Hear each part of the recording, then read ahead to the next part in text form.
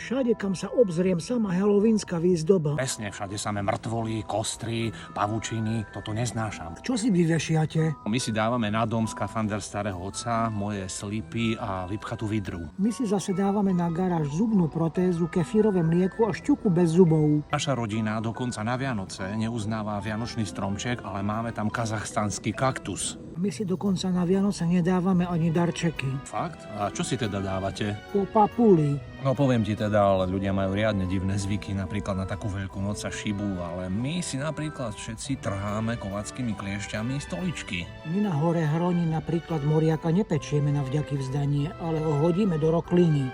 Presne, tie slovanské tradície sa nám úplne vytratili. Napríklad ja už nevynášam ani morenu, ale iba smetie. My na zimný slnovrat celá rodina si posadáme na dno studne a čakáme na lepšie časy. A ja si zasa ctím najväčšiu slovenskú tradíciu a preto som každý deň v krčme.